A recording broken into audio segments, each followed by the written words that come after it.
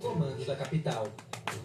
Chama atenção a assinatura, porque aquilo pode gerar uma possível tentativa de falsificação de documento usando aquele desenho, né, aquela assinatura. São várias questões, logicamente, que cabe a atenção do sistema de segurança e do sistema de justiça para saber qual era a intenção de ter tudo isso num dispositivo eletrônico esse de uma irmã de 2 indivíduos envolvidos em organização criminosa e narcotráfico.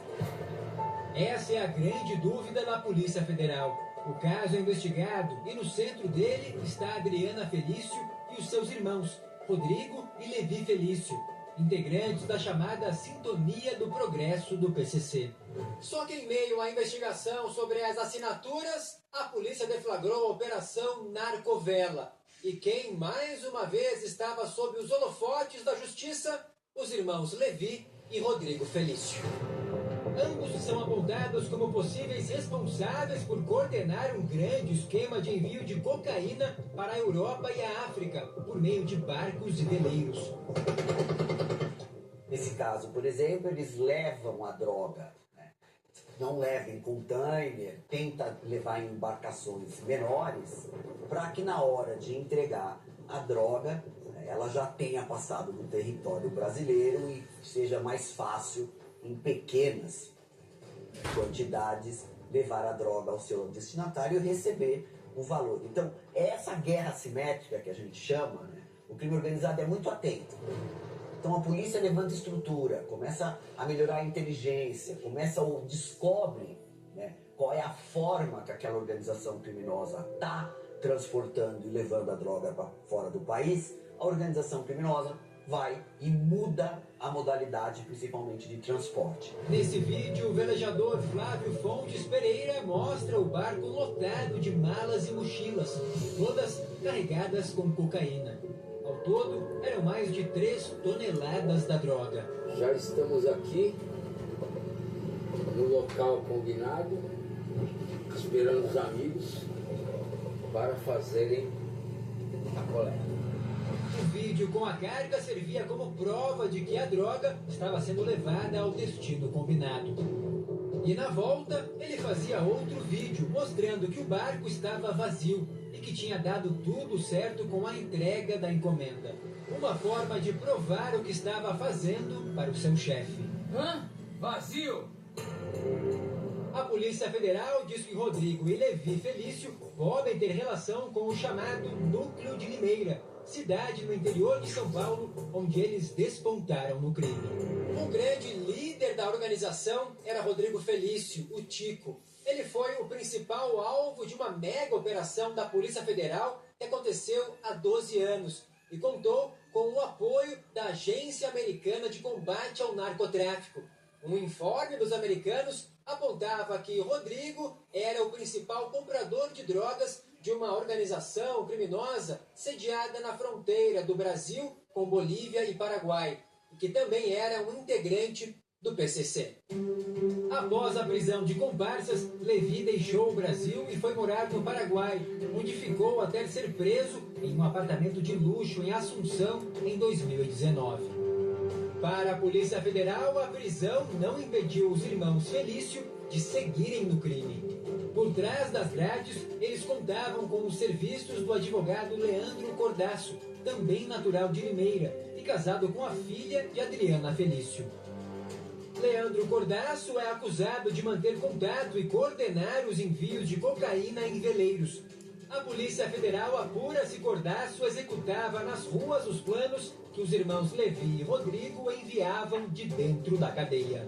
Sucesso numa operação de definir quem são os integrantes, tirar o dinheiro, o produto do crime dessa organização criminosa, individualizar esses criminosos para que, se for o caso, separá-los em presídio federal e demonstrar que é caso a caso que nós vamos, de alguma forma, eu não acredito que acabar com o crime organizado ou com o narcotráfico do mundo, mas fragilizar, fazer com que os países, o Brasil, a Espanha, Portugal e outros países que estiverem envolvidos, terem maior controle pelo menos, né, das organizações criminosas que atuam em cada qual desses países. Com todo o envolvimento da família Felício com o crime organizado, a investigação agora tenta descobrir o que Adriana faria com as assinaturas dos promotores que investigam o PCC. Também resta saber o que ficará provado do envolvimento de Levi e Rodrigo Felício nos envios de cocaína para outros países. Muito bem, tá aí, gente. A defesa de Adriana informou que a verdade dos fatos e a inocência dela serão esclarecidas e provadas nos autos. Já a defesa de Levi e Rodrigo não responderam. Nós procuramos também os promotores que tiveram as assinaturas expostas no caso, mas eles não irão se manifestar. Bom, seguimos com o Cidade Alerta. Dá uma olhada agora. Esse jovem que você vai ver aqui é o Anderson, um rapaz de 24 anos. Está vendo ele aqui, ó, sorridente? O Anderson trabalha como motoboy, assim como os dois irmãos. Olha só, os três trabalham no mesmo lugar, na mesma empresa. Certo dia, o Anderson chegava de mais uma entrega. E ele percebeu que o clima estava estranho. O clima estava tenso entre os motoca, entre os entregadores. Aí ele falou, meu, o que está acontecendo aí? O clima está estranho? E aí o pessoal falou, Anderson, o seu irmão aí, um deles, acabou de discutir com o outro colega lá. O clima ficou tenso. Os caras chegaram a se bater aí, vias de fato. Aí, coloca a imagem da briga. Só a imagem da briga. Ó, os dois motoboys brigando. Por isso que o clima azedou na empresa. O Anderson não tinha chegado ainda. Olha só. Aí vem cá, o Anderson chega e o pessoal conta pra ele, fala, os caras saíram na mão aí, brigaram. Naquele momento que o Anderson chega, o irmão tinha saído para fazer uma entrega. E o Anderson falou, tudo bem, isso aí passa. Ele não viu que o negócio foi sério, que os caras, ó, trocaram socos mesmo. Ele seguiu o trabalho. Horas depois, o Anderson encontra o rapaz que brigou com o irmão dele. E o Anderson, inocentemente, ele falou, meu, o que aconteceu, pô? Você e meu irmão saíram na mão? O cara falou, saí sim, então toma aqui. E o cara dá uma facada no Anderson, que não tinha nada a ver com a história, não brigou com ninguém, só foi lá perguntar pro cara o que tinha acontecido. Tem imagem. O Anderson, ele chega e vai falar com o cara, pô, você foi brigar com o meu irmão? O cara falou, você vai tomar as dores dele, então toma, uma facada só. Aí o rapaz cai pra trás e fala, pô, você me acertou? Ele foi morto. Quando o Anderson chega perto de Danilo, o motoboy que discutiu com o irmão dele horas antes, o cara do nada puxa uma faca. Você viu que o Anderson não agrediu ele, não atacou ele. Ele deu uma facada no pescoço do rapaz. Danilo depois foge e se esconde. E o que acontece com ele na sequência? Você vai assistir comigo, Cidade Alerta, reportagem inédita na tela. Seu Paulo está aliviado com a prisão do homem que matou o filho dele, mas teme que o criminoso seja solto. Eu ia fazer uma pergunta ao delegado.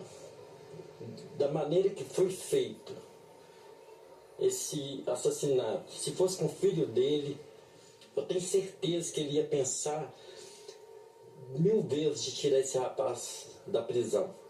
Porque o que ele fez foi uma pura covardia. Danilo Assunção Carvalho, de 23 anos, estava foragido desde o dia 24 de abril, quando a justiça decretou a prisão temporária dele. O motoboy foi flagrado por câmeras de segurança atacando o Anderson Honorato Ferraz, de 24 anos, com um golpe de faca no pescoço. O crime aconteceu no dia 19 de abril, no bairro Estoril, na região oeste da capital. O Anderson era irmão de outro motoboy que teria discutido com Danilo horas antes do assassinato. A gente tem as imagens dessa primeira briga em que o Washington e o Danilo entraram em vias de fato. Depois, segundo o Danilo, ele saiu para fazer uma entrega. Quando ele retornou, a vítima foi interpelá-lo novamente sobre a inobservância de um procedimento adotado pelo estabelecimento. O Danilo foi interpelado Ele falou que o pessoal ameaçou ele, juntaram, foram para cima dele. Ele tinha uma faca no baú da motocicleta, porque havia tido um churrasco em data recente, e que ele colocou aquela faca na cintura na hora que ele retornou da entrega após trocar soco com o irmão da vítima. E quando a vítima chegou próximo dele, ele desferiu a facada. Depois do crime, Danilo fugiu. Ao se apresentar na delegacia, alegou ter agido em legítima defesa. Os 3 filhos do seu Paulo trabalham no mesmo lugar. Após a morte de Anderson, os irmãos foram transferidos para outro setor. Não está trabalhando no mesmo lugar, porque não aguenta nem parar naquela cena que foi feita ali. A família do motoboy não se conforma com a morte trágica do rapaz. E com a saudade do meu filho. Por enquanto não teve indiciamento, porque o procedimento não foi finalizado. A gente tem outras oitivas para realizar de pessoas que estavam ali no local, né, de testemunhas oculares, e de uma amiga que ele teria citado que acompanhou toda essa rotina, né, desde a primeira interpelação quanto à inobservância de procedimentos do aplicativo, que foi em data pretérita, quanto à troca de socos e, posteriormente, o homicídio em si. Colega de trabalho, todo mundo trabalhando na mesma empresa, poderiam ter resolvido isso na base da conversa, do diálogo. Se você for analisar, no fundo, motivo fútil, por besteira. E é sempre assim. Se a pessoa tivesse tomado, né, uma atitude de pensar antes de fazer, teria resolvido isso. Não, Altair, boa tarde para você. Boa tarde, Coutinho. Pois é, a palavra branda calma o furor, né? E a palavra dura suscita ira. Quanto mais brando, melhor. Não adianta entrar na dessa. Agora, isso é uma covardia, né, Coutinho? Porque a gente vê que o camarada foi conversar totalmente desarmado. Mão baixa, guarda baixa, não esboçou, nem as mãos ele levantou. Não esboçou nada, tranquilo, olhando, conversando e tomou a facada aí. Entendo que o delegado falou também, Coutinho, que tem que fazer uma oitiva, mas as imagens são claras, né, meu irmão? Eu ia tocar nesse ponto agora. Ô, Guastelli, ainda bem que tem essa câmera, porque se ele alegar legítima defesa, ele não foi atacado em nenhum momento, ó. Não, pelo contrário, as imagens aí demonstram o contrário, né? Que ele que partiu para cima com essa faca. E ele já tinha premeditado, porque ele tirou da bag, né, da sacola dele e colocou na cintura. E aí ele vai com a faca para cima da vítima. Olha, o que disse aqui o Altair Moraes, né? A palavra branda desvia o furor. Esse é um provérbio que eu carrego embaixo do braço. Às vezes a gente esquece dele. No trânsito, na rua, no dia a dia. Nós somos humanos, nós somos... Mas se você se lembrar dele sempre, a pessoa aprontou com você, fez, você... Respira, pensa e depois você age. Depois de refletir o que você vai fazer. Porque o que você não pode, como diz o comandante Luca, né, que comenta aqui de manhã, a gente não pode trocar um problema pequeno por um problema enorme, né? Porque às vezes... Na base da conversa você consegue resolver. Minha avó dizia, né? Conversando se entende. E é verdade. A avó sempre tem razão. É conversando que se entende, meu irmão. Não adianta ir partir para a via de fato, porque alguém vai se prejudicar, vai ser ruim para o lado, ruim para o outro. Então conversa, tenta ir na boa. Meu irmão, até porque essa raiva, sabe, Coutinho, não passa. O que não passa é a raiva de cachorro, essa aí mata. Mas essa raiva aí é momentânea. Exatamente. Baixou, vai embora. Meu. É isso. Você pode tirar na hora, mas depois deixa passar e segue adiante. Bom, atenção, é reportagem inédita que você quer? Então toma. Ederson. Pode colocar a foto do Ederson aí, Duriel. Ederson, mais conhecido como Resident Evil. É o nome daquele filme, daquela série, daquele jogo. Ele também tem outro apelido. Justiceiro. O apelido foi dado pela forma cruel que ele mata e manda matar. O Resident Evil é membro do crime organizado e responsável pelo setor que mata. Ele é o chefe do Tribunal do Crime no litoral de São Paulo. Só que o Cidade Alerta teve acesso a uma investigação exclusiva que conseguiu, olha lá, ó, localizar o esconderijo de Resident Evil. E a repórter Lívia Azúcar tá no carro, ela acompanhou tudo e mostra pra gente agora. Clima de tensão, vamos ver. O olhar da crueldade. De quem se via como justiceiro? Ser responsável por vários pontos de droga na cidade de Mongaguá, com controle direto, ou seja, são pontos que pertencem à facção criminosa e ele detém o comando. Ele tinha também essa função de decidir quem vivia e quem morria aos olhos do crime organizado. A polícia promove buscas, diz já com o endereço certo, onde pode estar escondido Resident Evil. A polícia já sabe que é o comandante do Tribunal do Crime, ele que decide quem vive e quem morre aqui na Baixada Santista. E vai até um endereço certeiro. Os policiais nesse momento, vamos dar um pouquinho mais de distância, estão checando ali para ver se tem alguém. Vão com cuidado aqui, vão arrombar. O portão tá com cadeado aqui, é um terreno que parece, olha, tem uma mata mais alta ali. O policial com todo cuidado já olha para ver se não tem ninguém lá no fundo. Eles vão com cuidado. Um rosto e um olhar já conhecidos pela polícia. Everson já havia ficado preso, mas foi solto pouco tempo depois. Acabou voltando pior do que era antes. 6 inquéritos investigados pela Polícia Civil. Ele volta para as ruas, agora como residente Evil, apelido que ganhou por comandar o tráfico de drogas no litoral sul de São Paulo. Depoimentos mostram que ele satirizava as vítimas em um momento de aflição delas.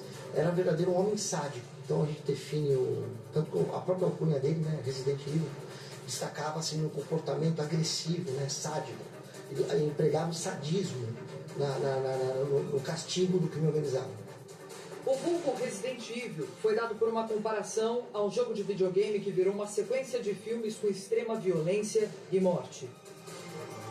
3 pessoas da comunidade escaparam por pouco das mãos de Everson, o Resident Evil. Elas foram julgadas e consideradas culpadas. Só não morreram porque o ato chamaria atenção demais. Uma das vítimas estava grávida, perdeu o filho, né, sofreu um aborto lá. A outra mulher teve o braço quebrado. Os 2 membros quebrados. Ela teve todos os membros que só não mataram, só não chegou ao final, porque alguns tentáculos que nós estamos investigando também entenderam que fazendo ali, naquele local, poderia chamar a atenção da polícia e com isso, né, prejudicar o comércio. Então você veja a relativização da vida humana em prol dos interesses do crime organizado. Eles vão com o endereço aqui de uma das possíveis casas onde acontece o julgamento do crime organizado, conhecido como Tribunal do Crime, onde... Olha lá, parou a viatura, Adriano. Vamos descer. Policiais nesse momento, vamos dar um pouquinho mais de distância. Estão checando ali para ver se tem alguém. Vão com cuidado aqui, vão arrombar. O portão tá com cadeado aqui, é um terreno que parece, olha, tem uma mata mais alta ali. O policial com todo cuidado já olha para ver se não tem ninguém lá no fundo. Eles vão correndo adiante, vai com cuidado. Os policiais vão entrando nessa casa, uma casa aparentemente com um aspecto abandonado, mas onde a polícia já tem informação que funciona o Tribunal do Crime. É aqui que pessoas da comunidade são julgadas se elas merecem viver ou morrer. Eles estão checando aqui, tem as janelas que estão fechadas. Enquanto nossa equipe acompanhava a entrada da polícia para encontrar a casa do tribunal onde ele poderia estar, outro grupo de policiais estava em outro ponto e conseguiu deter Everson. Frio, um homem de frio, um homem que se negou a prestar qualquer esclarecimento, mas você percebe, né, nas entrelinhas dos olhos, né, a sandice, a violência, a agressividade. Assim, tanto que na hora que ele estava sendo preso, a única preocupação dele foi de não identificar por meio dele outros tentáculos. Ele tentou quebrar o terminal telefônico dele, nós conseguimos recuperar, vai ser agora extraído e objeto de novas investigações e novas visitas aos membros do crime organizado. Depois de julgar tanta gente, agora é a vez de Everson sentar no banco dos réus e ser julgado pela Real Justiça. Ele já é investigado por 6 inquéritos, tentativas de assassinato, mas a polícia continua investigando outros crimes que ele possa ter cometido. Só assim ele vai passar muito tempo atrás das grades. Everson não estava sozinho. A polícia também prendeu um mão larga, nome dado a um tentáculo da quadrilha de tráfico de drogas. Como ele estava conhecido na região, não podia mais fazer transporte de droga. Usava então uma comparsa. Daphne era quem levava cocaína de carro entre as cidades do litoral. Ela foi presa por tráfico de drogas com milhares de pinos da droga. Não vamos dar trégua para eles. Eles, aonde estiverem, vai ter agentes nossos monitorando, investigando e os prendendo. Tá aí importante esse trabalho da polícia, esse trabalho de inteligência na investigação e a polícia derrubando todos esses grandes nomes da facção criminosa. Importante, principalmente no litoral, né? Um lugar que eles querem dominar, mas a polícia está sempre trabalhando, fazendo o trabalho dela sério e como o delegado falou, nós vamos sim sufocar o tráfico. E pode colocar apelido, pode pôr nome diferente, não interessa. Você viu ali, ó, a polícia chegou e o que o Altair falou é realidade. Eles preferem, né, o local com mar, o local perto dos portos, né, justamente pela facilidade, né, Guastelli? Exatamente, porque aí eles conseguem escoar e receber também essa droga, né, de uma forma fácil, que a polícia não faça esse controle. Vamos lá, algumas regiões do Brasil ficam agora com a sua programação local. Aos telespectadores de Maringá, vocês ficam agora com Nader Kalil. O pessoal de Uberlândia fica com Lúcio André. E em Maceió, quem comanda a partir de agora é a Beatriz Lacerda. Ô, Bia! E que delícia a praia de Ponta Verde. Estive aí em janeiro. Ah, que delícia, que lugar incrível, hein? E eu sigo para São Paulo, Manaus e algumas regiões do Brasil. Boa noite a todos, vamos nessa! Bom, eu vou colocando uma sequência de reportagens para você, porque aqui a notícia não para e você sabe que com o Gotinão, não tem nhenhenhen, é uma notícia atrás da outra, eu quero você comigo. Aqui tem jornalismo, o jornalismo mais vivo da televisão brasileira. Que imagem é essa do nosso helicóptero? Estamos chegando para mais uma ocorrência, mas pegamos um trânsito agora.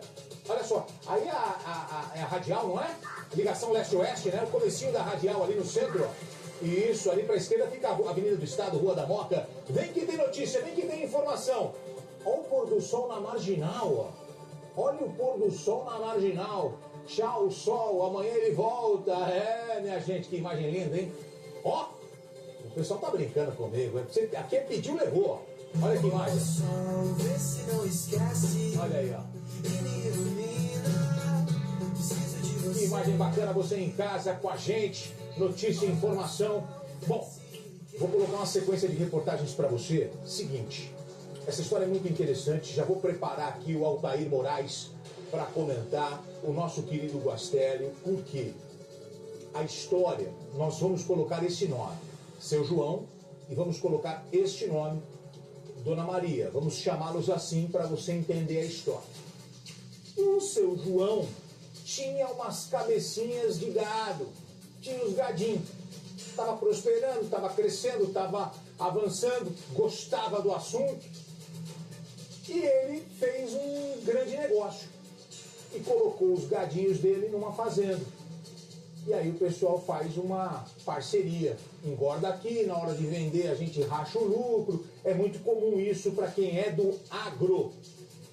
Pois bem, o dono da fazenda falou, ó, tem que fazer contrato, que não sei o que, não se preocupa, tá tudo certo. Mas o seu João falou, mas espera um pouquinho. O meu bem pode morrer, pode ser roubado. O seu não, o seu tá lá. O cara falou, não se preocupa, que aqui é seguro. Ele falou, tudo bem, mas qual é a garantia? Ele falou, eu boto a fazenda na garantia. Eles fizeram um negócio. Um tempo depois, o seu João chegou lá, cadê o gadinho? O gado do seu João sumiu. O que aconteceu? Para onde foi? Roubaram? Sumiram com as cabeças de gado? O que o idoso fez? Foi na justiça e executou o contrato. Como a fazenda foi colocada como garantia para o seu João, a justiça entendeu que o seu João deveria ficar com a fazenda. E ele ganhou. Ele ganhou a fazenda. Hoje, avaliada, segundo a polícia, em 96 milhões de reais. Olha o tamanho dessa pancada. É terra que não acaba mais, né? Depois dessa dura batalha na justiça, o seu João comemorou a vitória. A fazenda de 96 milhões de reais ficará com ele, com a Dona Maria, com a família. Mas aí, algo inesperado acontece. Seu João morre pouco tempo depois. Não conseguiu nem desfrutar desta grande conquista. Dona Maria fica sozinha, fica viúva. E agora, ela ouve um barulho, ela percebe pessoas invadindo a propriedade, querendo tomar o terreno, expulsando a senhorinha de 71 anos de idade do local. Gritando, inclusive, se ela quiser ficar na fazenda, tem que pagar. Quanto? 96 milhões de reais. Sabe quem está por trás da invasão? Você não vai acreditar. os antigos proprietários que perderam o imóvel na justiça. Eles teriam mandado gente até lá para aterrorizar a idosa depois que descobriram que ela ficou viúva, que ela ficou sozinha. Aí falaram, ela está indefesa, vamos dar um terror nela, ela vai sair correndo. Ela falou, eu? Nessa altura do campeonato? Nessa altura da vida eu vou ter medo? O que ela fez? Eu vou atrás da polícia e da justiça. Dona Maria foi à polícia. Você vai ver agora como terminou a história. Vamos lá. A Polícia Civil já identificou 4 pessoas envolvidas nos crimes. 3 homens e uma mulher. Apesar de pouca gente, era bem dividido. Tinha um grupo armado que foi o que se deslocou até aqui e ameaçou a senhora de 71 anos. Tinha uma parte que era responsável apenas pelo setor financeiro, que era o que patrocinava todas essas ações, e tinha um braço jurídico, que é o que dava o apoio jurídico sempre que poderia haver alguma prisão ou alguma atuação da polícia de forma mais rígida. A disputa é por uma fazenda em Barra do Garças, no Mato Grosso, avaliada em 96 milhões de reais. Hoje a propriedade pertence a uma idosa de 71 anos, porque há 12 anos o marido dela, hoje falecido, havia arrendado cabeças de gado para o antigo proprietário. Ele deixou a fazenda como garantia, sumiu com o gado e então o dono dos animais executou a fazenda e ganhou na justiça a posse da propriedade. Como ele já morreu, é a idosa quem toma conta de tudo. Os antigos donos da fazenda são esse casal. O homem se apresenta como corretor de imóveis e a mulher é advogada. Quando eles descobriram que o novo dono da fazenda havia morrido, invadiram a propriedade e tentaram retomar as terras. Segundo o delegado, eles chegaram a dizer para a viúva que se ela pagasse os 96 milhões de reais, poderia ficar com a fazenda, situação que ela não aceitou. Já em 2021, o casal tentou matar um dos filhos da idosa para que ela entregasse a propriedade. As ameaças começaram lá com familiares, inclusive com algumas tentativas de homicídio contra esses familiares. Como eles não cederam, uma parte do grupo se deslocou até aqui, Jataí, e começou a ameaçar a matriarca, né, a senhora de 70 anos, de modo a tentar intimidar o restante da família a ceder às pressões lá por conta dessa terra. Um dos integrantes do grupo que veio a Jataí é este homem que aparece na imagem. Com uma ficha criminal enorme, ele é o pistoleiro do grupo, responsável por fazer ameaças com armas contra as vítimas. O delegado acredita que o pistoleiro veio a Jataí para matar a idosa, mas quando ele chamou no portão, ela não saiu à rua. No dia seguinte, ela veio na delegacia e registrou um boletim de ocorrência. A Polícia Civil, então, realizou uma operação que resultou na prisão do grupo. 3 pessoas foram detidas por força de mandado de prisão preventiva. Uma 4ª pessoa, que seria o braço jurídico do grupo, com apoio jurídico, que daria apoio jurídico a essas extorsões e ameaças, não foi detida, porque o juiz entendeu que não seria o momento, por ela ser primária, ser mulher e mãe. Então foi estabelecidas algumas cautelares. Caso ela venha descumprir essas cautelares, aí sim ela poderá vir a ser detida. A princípio, os integrantes do grupo devem responder pelos crimes de ameaça e extorsão. De acordo com o delegado, em março deste ano, essas mesmas pessoas foram presas no Mato Grosso por uma situação idêntica a essa. Eles estavam envolvidos em algumas ameaças envolvendo advogados que trabalham no setor com o direito agrário. Então acreditamos que o grupo é bem maior do que o que foi detido. Então eles já devem agir dessa maneira, naquela pressão, naquela situação de deixar a outra pessoa com medo, porque tem gente que não quer saber de briga, não quer saber de processo, então aí eles pressionam, só quer pegaram uma senhorinha de 71 anos que falou, vem que tem mais, vou na polícia, vou na justiça, meu filho está aqui, família está aqui, vamos na imprensa, pegaram uma senhora aí que foi pra cima. O problema aí é que eles pensavam o seguinte, não, é uma senhorinha de 71 anos, vamos vencer, mas foi uma decisão judicial. A partir do momento que a mulher leva a decisão da justiça, meu irmão, você não está indo contra uma velhinha de 71 anos, uma senhorinha, não, você está contra uma decisão judicial. E aí o pau quebra, né? E ela tem que ter o apoio, inclusive, da polícia. Porque quando ela chega lá dizendo que está sendo ameaçada, a polícia tem que fazer algo, porque senão o pior pode acontecer. E o legal é que o delegado deu todo o apoio a ela. Exatamente. E aí é importante o seguinte, se já tem outro caso em Mato Grosso também, agora com a reportagem aqui no Cidade Alerta, pode aparecer outras vítimas também desse grupo aí, né? Porque infelizmente acabam, vamos dizer, pegando terras, perdendo e depois ameaçando essas pessoas que têm um título justo, né? Um título judicial. E se bobear, já fizeram tudo de caso pensado quando o seu João botou os dados lá. É, isso aí. Levou o dado, Levou o dado subiu, o cara falou, não tenho culpa, o cara falou, não tem culpa, pera um pouquinho. Entrou na justiça e ganhou a terra. Executou, acabou. Executou, exatamente. Vamos lá.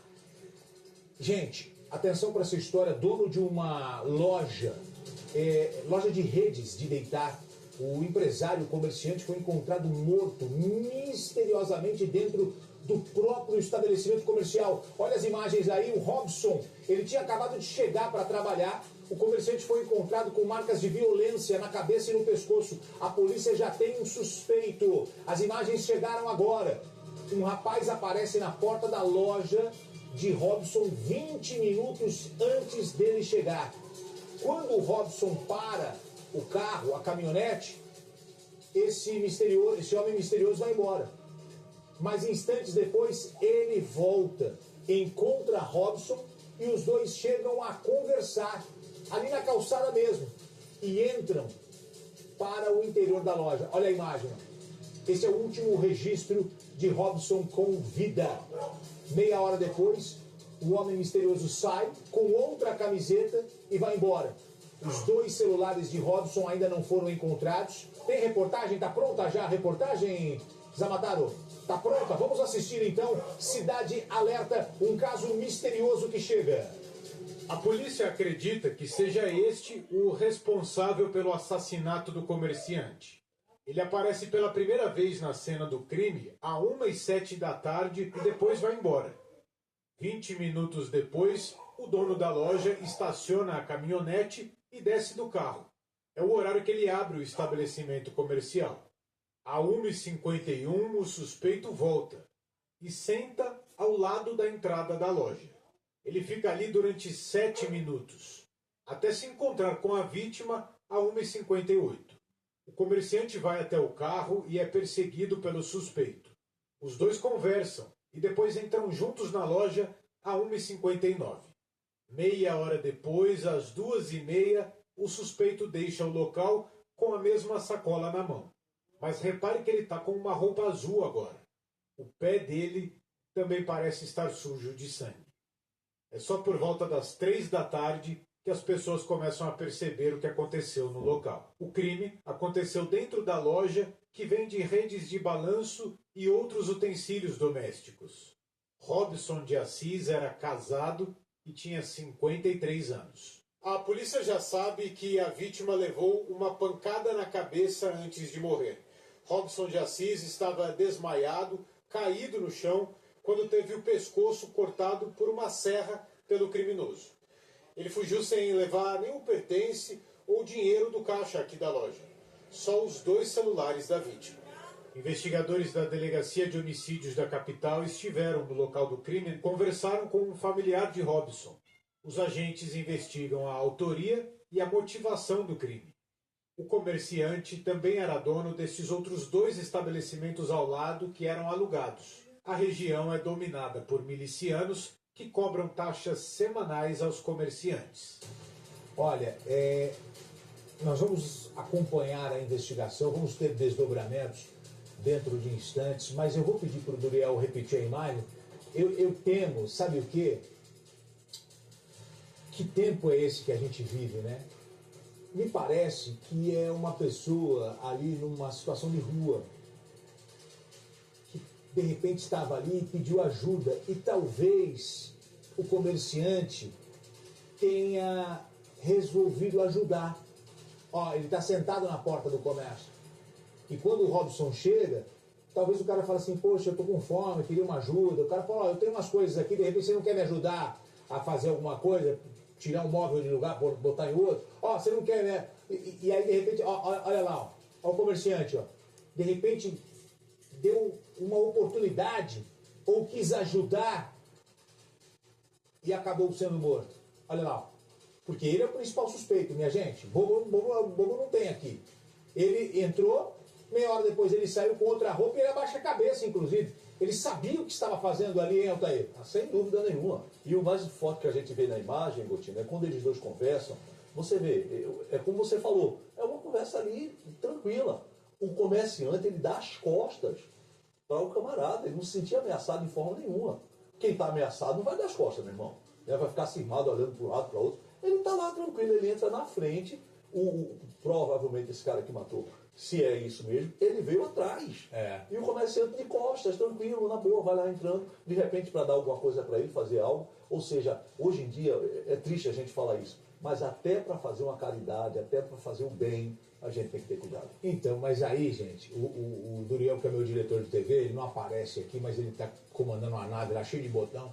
Ele falou, Gotino, vamos tirar agora o nosso direito de fazer o bem, de ajudar o próximo. Nem isso a gente pode mais.